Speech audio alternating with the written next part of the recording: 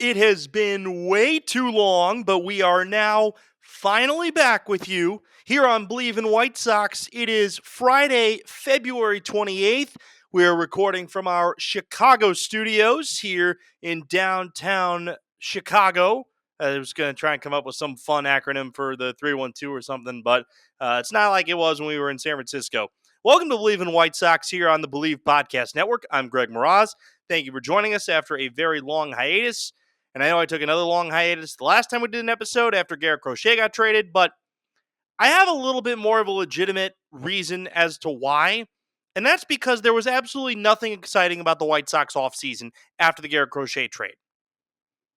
Quite simply put, last year, the White Sox got some veteran roster fillers that had some success at the big league level and you could get excited about. Eric Fetty was somebody that I knew from my time covering him in the Cape Cod Baseball League that could be a fun, high reward, low risk prospect because of the fact that he had been overseas and was not going to command a high dollar amount. I knew that Nicky Lopez had had some success in the past, and maybe he could be the second baseman that the White Sox had been looking for quite some time. But all the White Sox offseason really amounted to was Martin Perez, whatever. Martin Perez is just a guy that is going to eat innings and have an ERA of about 4.5. That's pretty much what he's been for a lot of his career. Now, he did have the 2022 with the Texas Rangers, in which he was awesome. He had a 2.89 ERA in 196 innings of work that year. But last year, split between the Padres and the Pirates, he had a 4.53 ERA. He was pretty good with the Padres, but there's a reason why at age, how old is Martin Perez? At age 33, that nobody is giving Martin Perez a contract other than the White Sox. Josh Rojas somehow hit 225 and played 142 games with the Seattle Mariners last year. I can't get excited about Josh Rojas. I can't get excited about Bryce Wilson, who is a bridge guy. He had 9 starts, 34 total appearances last year with the Brewers. I'd prefer him to be a straight bullpen guy, but it seems like the White Sox are in a position to where they might actually want him to be a part of the starting rotation. So to me, I can't get excited about that. I can't get excited about this team not really making any sort of moves of consequence to get better. And this was not a team that, and we've talked about it at length, this is not a team that's going to compete this year. This is not a team that's probably going to compete next year. This is a team that is going to compete probably, I would say, at earliest in 2027. Now, there are some other factors at play, and we're going to talk about the Justin Ishiba rumors a little bit later on. But I think that this White Sox team, the number one goal of this season is to see major league time from guys that are going to be a part of that 2027 team. And the amount of guys that are on the projected opening day roster that will be on that 2027 team is minimal. There is some good to be taken from what we've seen so far in spring training from guys like Colson Montgomery and Kyle Teal. I'm really curious what the White Sox decide to do in regards to the catching situation. Because in theory, on their 40-man roster, they have 3 guys that at one point or another could be considered the catcher of the future. When they traded for each of these respective guys, they could be the catcher of the future. I have seen enough to say that Corey Lee is not the catcher of the future now. But he could play that way. He could play himself into that. We have not seen Edgar Cuero at the big league level. We have not seen Kyle Teal at the big league level. Now, the White Sox picked up Matt Thaiss in the offseason, former first-round pick of the Los Angeles Angels of Anaheim, and he presumably is going to end up being this team's backup catcher. He at one point was the catcher of the future for the Los Angeles Angels. Actually, at one point, he actually played first base. I remember covering him in the minor leagues, so maybe he plays a little bit of first base this year if Andrew Vaughn needs a day off. But I want to see who of that group, if Cuero or Teal is a part of the group that breaks the big league roster. I don't think either of them will. I think your opening day catching tandem is going to end up being Matt Thaiss and Corey Lee. Now, maybe Corey Lee, if given the opportunity to play every day, is going to have the opportunity to actually be that everyday big league catcher and be this team's catcher of the future. But it has been less than encouraging across the board to start. I mean, the White Sox, they lost their first 5 spring training games. They finally won yesterday over the Cleveland Guardians. But it did come at a price, and that's what I wanted to talk about on this show. And last time we recorded, it was when Garrett Crochet got traded. Andrew Benintendi got hit on the wrist in a spring training game, and the official report is from the White Sox that he will be out for 4 to 6 weeks with a either broken wrist or broken hand. I got to remember exactly what it is. I believe it is a broken hand, but I'm going to double check. It is a broken hand. So the White Sox are without their highest priced free agent ever. So what does that do? That opens up a roster spot for somebody to make this team. Oh, I forgot to mention in terms of the exciting offseason moves that the White Sox also added perennial platoon journeymen Austin Slater and Mike Tauchman. I forgot to mention them as well. Can't really get excited about the guy that Matt Spiegel of The Score nicknamed the Palatine Pounder. No, wait a minute. I think that was Ron Coomer on Cubs radio that did that when Tauchman played for the Cubs. But it's hard to get excited about. I've seen more of Austin Slater in my time living in San Francisco and going to Giants games than I need to. And when they first signed Austin Slater, he said that the White Sox said I was their number one target. Number one target for a career platoon outfielder? I guess that's what Chris Getz wanted to do. But you're going to be without Benintendi for a while, and maybe that opens up a roster spot for somebody to come in and prove it. The White Sox also recently signed journeyman outfielder Michael A. Taylor, so I could see a starting outfield to begin the year of Mike Tauchman, Luis Robert, and Michael A. Taylor, with Austin Slater platooning at times for Tauchman. I think you're going to end up seeing a Mike Tauchman, Austin Slater platoon, or a Mike Tauchman, Michael A. Taylor platoon, with Luis Robert Jr. obviously playing every day. I would like to see a world where Dominic Fletcher and Oscar Colas, one of them finds their way on the opening day roster with Benintendi out. That I would like to see.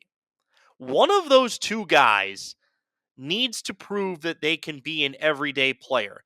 I feel like the White Sox have given up on Colas as that guy. I don't think they're there yet with Dominic Fletcher, but I would like to see if that's possible. I also think with Benintendi going out that could possibly mean that there's a little bit more of Miguel Vargas in the outfield, or you put Vargas back at third base, and Brian Ramos is going to end up being the guy that probably plays third base. And then there's the question around Colson Montgomery. And does Colson Montgomery end up making this big league roster? And I think that there are a couple of, as this spring training develops, I think there's a couple of philosophical ideas that the White Sox may have in regards to what exactly to do with Colson Montgomery. Is it a situation where you just want him to be the guy from the jump and have him, you're going to burn a year of service time, but have him be the guy at shortstop and trust that he is going to be your everyday shortstop this year, next year, and every year moving forward? Or do you stunt the service time clock, give yourself an extra year, allow him to start in AAA, and then you're going to get some combination of Brooks Baldwin playing at shortstop or Josh Rojas playing at shortstop? You're going to have Colson Montgomery or Brian Ramos. One of them is going to end up making the opening day roster. That I think is for sure. Am I excited about a roster that doesn't include both of them? No. But maybe Miguel Vargas does end up as this team's starting third baseman. Maybe he can prove that when he came over from the Dodgers last year, they said that he put on good weight in the offseason. They said that he is a lot stronger. There needs to be progress for Miguel Vargas in this his first full season with the White Sox. I am confident, knowing who Will Venable is, that this is going to be a lot better situation than what he walked into last year in the middle of a long losing streak and Pedro Grifol on his way out within 2 weeks of Vargas getting there. I'm confident that this year will be better than last year. But it does feel like the same old White Sox just watching this spring training to this point. Now, Kyle Teal generated some excitement when he hit a home run off of Roki Sasaki in their spring training game against the Dodgers back on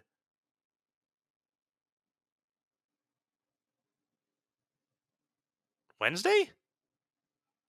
Why am I not remembering? Maybe it was a split squad. I can't remember. But in any event, Kyle Teal made some noise.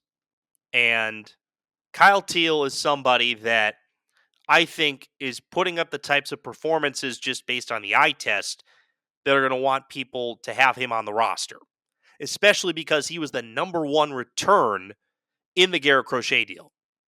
But again, how does this roster get managed from a position player standpoint? I do want to get into the rotation. We'll get into that next. But from a position player standpoint, with Benintendi going out, I don't think it's necessarily the worst thing in the world. It really isn't. But at the same time, you need that roster spot to be filled by somebody that you want to come up that may not necessarily have gotten the chance to be on the opening day roster and be able to prove that they can play and stick in the big leagues. I hope, because it's an outfield spot, I hope it's Oscar Colas. I've heard enough about Oscar Colas through his time coming up through the White Sox minor league system that if you give him the opportunity to sink or swim, let him swim. And if he sinks, he sinks. But just give him that opportunity, because I don't think that there are many opportunities left for him to show what he could be. And if what he is somebody that is not going to be a part of the White Sox future, so be it. So the White Sox rotation is nothing to be desired. And for whatever reason, the White Sox decided to bring back Mike Clevinger again on a minor league deal, and I would not be surprised if he ends up making the big league roster. For whatever reason, the White Sox can't quit Mike Clevinger. So at the moment, your rotation is looking as follows: Jonathan Cannon, Martin Perez, Davis Martin, and then some combination of Mike Clevinger, Bryce Wilson, Drew Thorpe, and Sean Burke. Unfortunately, Kai Busch is going to have Tommy John surgery. And it's unfortunate that they are not going to have one of the other centerpieces of an earlier trade that I think, having seen Kai Busch pitch in person before when he was at St. Mary's, losing him for the amount of time that they're going to lose him and not effectively have him back until the 2026 season stinks. But maybe it gives him a renewed sense of energy to come out and fix some of the command issues that were pretty evident when he got his shot with the White Sox at the big league level last year. But it's hard for me to get excited about the starting rotation just because there's really nothing proven at the big league level. Now, we saw some aspects of success last year from Drew Thorpe, but we also saw him get lit up against the Seattle Mariners.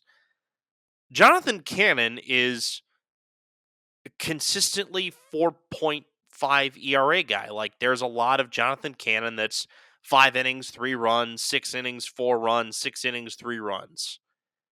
But he's only 23. He'll turn 24 in April. He ended up pitching 115 innings last year, 119 innings, I should say. He's going to end up being this team's opening day starter, which is a scary thought because of the fact that Jonathan Cannon is not the type of guy that you're hoping to be the ace of your rotation, but that's where we are in White Sox land. And I should say the 119 innings is what he's projected per the advanced metrics from Baseball Reference. Last year, he had 124 innings of work. Martin Perez is a guy that you signed to eat innings. And I think the question then comes down to if you're the White Sox. Yesterday, Noah Schultz and Hagen Smith both made their spring training debuts, had a pair of scoreless innings. So the question, I think, becomes for them, when do you actually bring these guys to the big leagues? There's enough serviceable veteran big leaguers to where you don't necessarily need to start Colson Montgomery on the big league roster and start a service time clock.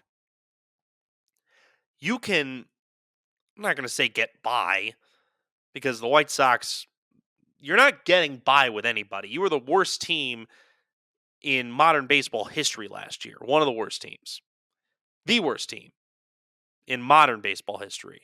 We're not counting the Cleveland Spiders as part of modern baseball, but the 62 Mets, they had nothing on the White Sox from last year. So the question becomes, do the White Sox want to start the service time clocks earlier for two guys that will be a part of your starting rotation by hook or by crook at some point in the 2026 season? Hagen Smith you drafted as a big league ready guy. Noah Schultz is the most excited that most Sox fans have probably been about a pitching prospect in quite some time. Probably, even though this guy didn't work out, I would say probably since Carson Fulmer. At least I was always excited for Carson Fulmer, just having seen him pitch in college. I don't know how much we could have called Garrett Crochet a prospect, considering the fact that, as the White Sox did with Chris Sale, they debuted him in the year that he was drafted. But this White Sox rotation, we talked about it last year. Are Cannon and Thorpe part of the future? Or is this going to end up being a situation where you have your Nick Nestrinis of the world, Sean Burks of the world? They signed Jonathan Heasley, a former Royals and Orioles prospect. Are these the kind of guys that you're just going to have to end up saying, look, this isn't working out in one part of the rotation, so we're going to put you in for a couple of starts. And if they don't work, then you go back to somebody else. I think the one guy that people are hoping to see potentially jump into the starting rotation is Jairo Iriarte, who was pretty darn good when he came up at the end of last year. 6 innings and 6 appearances, allowed three runs, 1 total. He did walk 8 guys, struck out 6. But he is somebody that people are excited about. When he did start last year in the minor leagues, he was decent at Double-A Birmingham. He had a 3.71 ERA in 126 innings of work, 57 walks to 122 strikeouts. So he's somebody that you can trust to pitch a significant amount of innings. Now, you've already started a service time clock, and you're looking for something that isn't the rotating cycle of whatever you went through last year. I don't see why Jairo Iriarte shouldn't be in this team's opening day rotation. Given how bad this team was, why sign Mike Clevenger again in the first place? Let Jairo Iriarte pitch. What's the downside? What, you're going to lose 122 games this year? This is where the White Sox, this is the corner the White Sox have painted themselves into. You have to understand that there is nowhere to go but up. But you have to go up with guys that are going to be a part of your further trajectory moving up. Martin Perez is not a part of that further trajectory moving up. Mike Clevenger is not that guy either.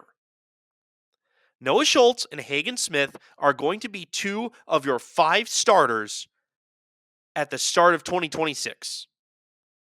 It's only a matter of time deciding when you want to actually bring them up. Now, if you wait until, I think it's the middle of May before you get a full year of service time back, if you want to wait to bring them up, fine. But of the guys that aren't them, I need to see somebody that I feel like this guy is going to be in this starting rotation 3 years from now. And I don't know who that is. Do we hope it's one of the guys that is currently in the organization on the 40-man roster? We hope. We want to see Jonathan Cannon make a jump. We want to see Drew Thorpe make a jump. We want to see what Sean Burke has. We want to see what Jairo Iriarte has as a starter. But are we going to get that chance if we end up seeing, and this is what Martin Perez is at this point. He is this year's version of Chris Flexen, a journeyman that you signed to eat innings. Chris Flexen isn't on this team. You effectively replaced Chris Flexen with left-handed, one-time all-star version of Chris Flexen. And to me, you bottomed out with Chris Flexen. So why not put somebody in your rotation that's young, that you can develop as the year goes along? If you have such high praise for Ethan Katz, who, like Don Cooper, has survived multiple managers now, let him go to work. Let him earn his money. Let him show you as the organization that he can help develop one of these young guys into a future rotation staple. That's all I'm asking. That's all anybody is asking here. And I don't think it's that hard of an ask. The opening day roster will be fascinating. And I don't know whether I'll be excited, disappointed. 2 other things that I wanted to talk about. One of them I won't get into real deeply, and that's the situation in regards to Luis Robert and whether or not, like Dylan Cease last year, he ends up surviving spring training still as a member of the team. I think he'll make the opening day roster. I think he'll stick around probably until the trade deadline, and the White Sox will try and maximize their value for him, although seeing how Chris Getz makes deals, I don't know who can maximize who for anything. I don't think anybody knows at this point. The other story is about Justin Ishiba, who is currently building an $80 million palatial estate in Winnetka, which, by the way, is more expensive than the largest contract the White Sox have ever given out, which is Andrew Benintendi. and his potential bid to buy the White Sox. Now, we don't even know if the White Sox are for sale, but this trial balloon is going to continue to get floated out. And as Jerry Reinsdorf gets into his 90s and we see a growing desire to potentially cash out, it will be intriguing to see if there's any movement on this and how it changes the structure of the organization. I think where there's smoke, there's fire. And he's worth enough money to where if there's an offer out there that's too good to refuse for Jerry Reinsdorf, he'll get out. And maybe, and he won't admit it publicly, but maybe he knows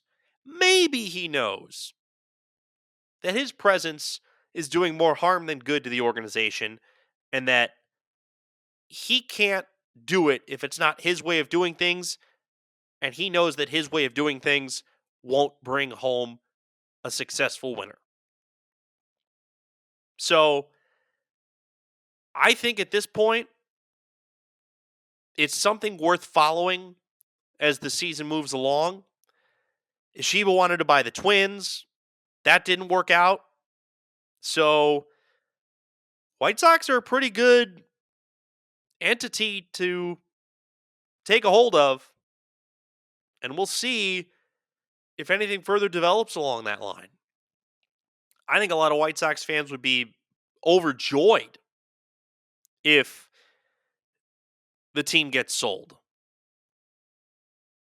But it's hard to believe it until you actually see it. And I don't think we'll see it for quite some time. That is it. That is all on this Friday morning edition of Believe in White Sox. Thank you so much for joining me. We will be back at some point next week. I am going down to Indianapolis for the Big Ten Women's Basketball Tournament for work. So we'll try and get an episode recorded, maybe a couple, to preview certain position groups and put those out across the week. But that is still to be determined. But it's good to be back. March is almost here, which means we are less than 30 days away from opening day. And my goodness, I don't know whether to be excited, disappointed, or just hoping that something better than last year comes about. Thanks, everybody. We'll talk to you soon.